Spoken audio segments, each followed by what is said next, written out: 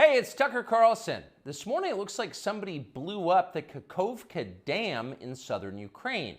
The rushing wall of water wiped out entire villages, destroyed a critical hydropower plant, and as of tonight puts the largest nuclear reactor in Europe in danger of melting down. So if this was intentional, it was not a military tactic, it was an act of terrorism. The question is, who did it? Well, let's see. The Kakhovka Dam was effectively Russian. It was built by the Russian government. It currently sits in Russian-controlled territory. The dam's reservoir supplies water to Crimea, which has been, for the last 240 years, home of the Russian Black Sea Fleet. Blowing up the dam may be bad for Ukraine, but it hurts Russia more. And for precisely that reason, the Ukrainian government has considered destroying it. In December, the Washington Post quoted a Ukrainian general saying his men had fired American-made rockets at the dam's floodgate as a test strike. So really, once the facts start coming in, it becomes much less of a mystery what might have happened to the dam. Any fair person would conclude that the Ukrainians probably blew it up, just as you would assume they blew up Nord Stream, the Russian natural gas pipeline, last fall. And in fact, the Ukrainians did do that, as we now know. It's not like Vladimir Putin is anxious to wage war on himself. Oh, but that's where you're wrong, Mr. and Mrs. Cable News consumer. Vladimir Putin is exactly that sort of man, the sort of man who'd shoot himself to death in order to annoy you. We know this from the American media, which wasted no time this morning in accusing the Russians of sabotaging their own infrastructure. Bill Kristol, the man who once told us that Saddam Hussein was responsible for 9/11, immediately denounced Putin as a war criminal and even more savagely compared him to Donald Trump. The rest of the pundit class made similar, clearly coordinated noises. Putin did it! Putin did it! And their reasoning was simple. Putin is evil, and evil people do evil things purely for the dark joy of being evil. In this specific case, Putin attacked himself, which is the most evil thing you can do, and therefore perfectly in character for a man that evil. That was their explanation. No one who's paid to cover these things seemed to entertain even the possibility it could have been the Ukrainians who did it. No chance of that. Ukraine, as you may have heard, is led by a man called Zelensky. And we can say for a dead certain fact that he was not involved. He couldn't have been. Zelensky is too decent for terrorism. Now, you see him on television, and it's true you might form a different impression. Sweaty and rat-like, a comedian turned oligarch, a persecutor of Christians, a friend of BlackRock. But don't believe your own eyes. Actually, Mr. Zelensky is a very good man. The best, really. As George W. Bush once noted, he is our generation's Winston Churchill. Of all the people in the world, our shifty, dead-eyed Ukrainian friend in the tracksuit is uniquely incapable of blowing up a dam. He's literally a living saint, a man in whom there is no sin. That's why Lindsey Graham is so attracted to him. They're just two good people, hanging out together and being good. And like all good people, when they meet in person, they spend a lot of time talking about killing people and laughing like friends do. Here's the pair last week. Free or die. Free or die. Now you are free. Yes. And we will be. And the Russians are dying. It's the best money we've ever spent. Thank you so much. No, it's... The Russians are dying. It's the best money we've ever spent, Graham says. A smile spreads across his thin, quivering lips as he forms the words. He looks like a starving man contemplating a breakfast buffet. The aroma of death has aroused Lindsey Graham. Thanks so much, replies Zelensky. He feels the same way. See, there's nothing dark here. Just two middle-aged guys celebrating the killing of a population. They don't seem like the kind of people who'd enjoy flooding villages or starting a famine. And in any case, who cares if they are? It's really not your business. Your job is to support Ukraine. Watch Nikki Haley, a Republican candidate for president, explain this principle on CNN. A win for Ukraine is a win for all of us. And for them to sit there and say that this is a territorial dispute, that's just not the case. To say that we should stay neutral, it is in the best interest of America. It's in the best interest of our national security for Ukraine to win. We have to see this through. We have to finish it.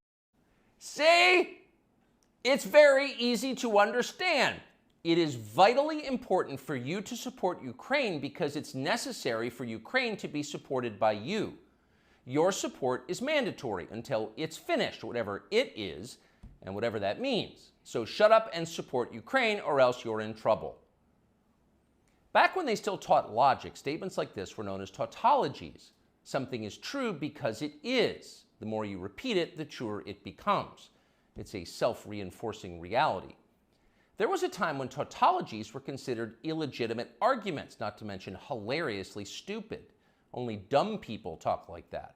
Now everybody in power talks like that. Diversity is our strength. Trans women are women. Zelensky is Churchill. It's all self-evidently true. Doesn't need an explanation, and don't ask questions. Sound familiar? Of course it does. That's the pap they're serving us day after day in steaming, lumpy portions. By this point, it's possible that American citizens are the least informed people in the world. Your average yak herder in Tajikistan knows who blew up the Nord Stream pipeline. It's obvious. Does he think some skinny dude in a dress is actually a girl? Come on. That idea would never occur to him. You've got to be lied to at full volume over a period of years in order to reach conclusions like that. And of course, we have been. The media lie. They do. But mostly they just ignore the stories that matter. What's happened to the hundreds of billions of US dollars we've sent to Ukraine? No clue. Who organized those BLM riots 3 years ago? No one's gotten to the bottom of that. What exactly happened on 9/11? Well, it's still classified. How did Jeffrey Epstein make all that money? How did he die? How about JFK? And so endlessly on. Not only are the media not interested in any of this, they are actively hostile to anybody who is. In journalism, curiosity is the gravest crime. Yesterday, for example, a former Air Force officer who worked for years in military intelligence came forward as a whistleblower to reveal that the US government has physical evidence of crashed non-human-made aircraft, as well as the bodies of the pilots who flew those aircraft. The Pentagon has spent decades studying these otherworldly remains in order to build more technologically advanced weapons systems. Okay, that's what the former intel officer revealed, and it was clear he was telling the truth. In other words, UFOs are actually real, and apparently so is extraterrestrial life. Now we know. In a normal country, this news would qualify as a bombshell, the story of the millennium. But in our country, it doesn't. The whistleblower's account ran on a technology website called The Debrief, which you've probably never heard of. The Washington Post had that story, but decided not to run it. The New York Times, meanwhile, just pretended it never happened. On the front page of the New York Times website this morning, there were 5 stories about Ukraine, as well as 4 stories apiece about Donald Trump, trans people, and climate change, the usual lineup. There was nothing at all about how an alien species is flying hypersonic aircraft over our cities. Not one word. So if you're wondering why our country seems so dysfunctional, this is a big part of the reason. Nobody knows what's happening. A small group of people control access to all relevant information, and the rest of us don't know. We're allowed to yap all we want about racism, but go ahead and talk about something that really matters and see what happens. If you keep it up, they'll make you be quiet. Trust us. That's how they maintain control.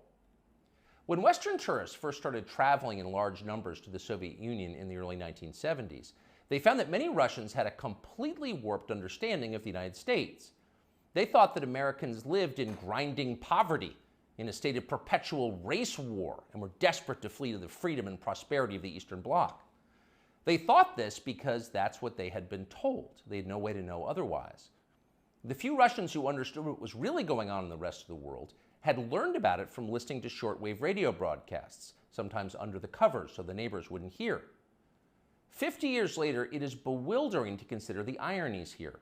We're the ones who live in ignorance now.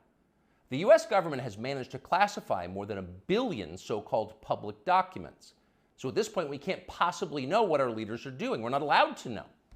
By definition, that is not a democracy. Yet it's fine with the media. Secrecy is a powerful tool of control.